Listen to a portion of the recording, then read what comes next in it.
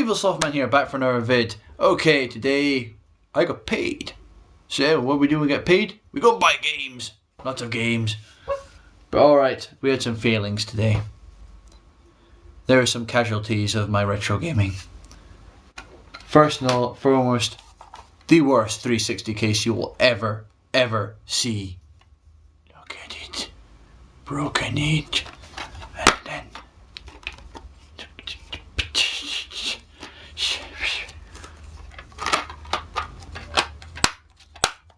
see, Joe 24, you thought you had a bad case. You had nothing compared to this.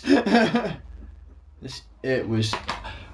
What I've basically done with that case, I swapped it for the spare, you know, the Project Gotham racing game that basically had Project Gotham 2 and disc. I swapped the box because basically now that game is completely weird and stupid. But yes, the second failing.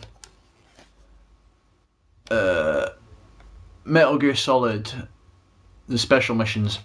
Now, this you think, oh right, this would be quite cool. It's all like the VR missions that you have to do and everything. Except, the disc inside is a demo for Metal Gear Solid and is actually not the special missions disc. Which is a kick in the crotch. But it was only 99p, so it wasn't exactly too bad, and it's not actually that expensive on eBay. I went and had a look afterwards. But alright, apart from that failings, which were both in Game Exchange, not Game Exchange, what the Cash Exchange. So, we did get some actual games that are good, so we'll go through them. So yeah, we've got Ghost Recon Advanced Warfighter. Now, I've never actually played many of the Tom Clancy games, to be fairly honest. The last one was probably Rainbow Six on the N64, and I don't even own that. Good game though. But,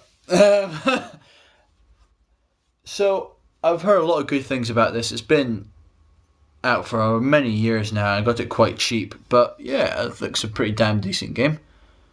I haven't really even tested any of these games out to see if the discs work. That could be a fallback, stupid. Right. It was $4.99 at Cash Converters. Or was it? No, I think I got that of... I don't think I was in Cash Converters at all, actually, but it was $4.99 anyway. Right. Next one is MotorStorm. Now, this is a really good racing game that came out on the PS3. It was kind of launch. But I think everyone else kind of panned it because they didn't have online, except that in Europe we did, for some reason. I don't know why, but I think in Europe they definitely did put the online racing in there, and I got that for $2.99, so I thought it's a decent racer, and for that price you can't really argue. Right, next one, Gears of War. Now, this was the one I had the 360 box. It was like scabby to fuck, and you can see there's even remnants. Look, the back there, that's completely shredded.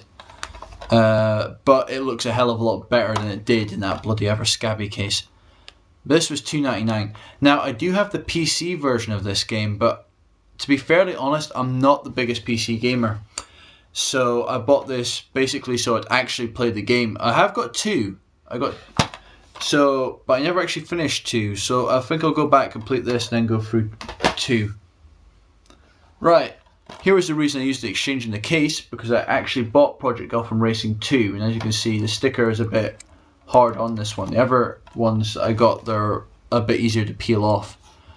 But yeah, so I actually have a proper copy of Project Gotham Racing 2 that actually has, shock horror, the actual proper disc and manual. But this was £2. And so that means that I now have all 4 Project Gotham Racing games, and I'm so looking forward to Blur. I haven't downloaded the demo yet, but I am so going to tomorrow. Right. Next game is Blink's Timekeeper. Or Sweeper. Sweeper. Right. Now this was a launch title on the Xbox, I seem to remember, and it was actually one of the actual good platforming games you could get for the Xbox at the time. And yeah, I think it'll be a good laugh to have a go in that. And the last game is Burnout 2 Point of Impact on the Xbox. Now, basically every other version of Burnout I've always bought on the PS2. I got Burnout 3, Burnout 4, and Burnout Paradise, all on the PlayStation console. So I don't know why. I know why I bought it on the Xbox actually, because A, the controls were better, and B, there was 15 extra crash junctions in this compared to what was in the PS2 version. But that was also in the GameCube version, so it wouldn't have mattered which one I got. But alright, that was the packages today. Well, the pickups. There are packages on the way. Let's be known. As well as Ty's Wayne's sending me his for winning the competition, which I was super chuffed to win. Well, I came third. I still get something, no. Right, and I picked up this at the end, and these were magazines. So I picked up a new issue of Retro Gamer, which has been gone through by, well, it's guest edited by John Romero. I'm guessing Retro Gamer Daz wanted a holiday or something, I don't know. But it's looking pretty good, that issue. I've just had a quick skim over it. I haven't really read much of it at all, because I've been at work for the last, 6 hours or something. It's just been... But alright. That was evilslothman out. But...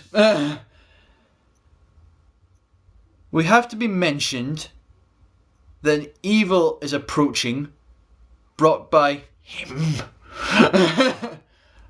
He brings great evil to this flat.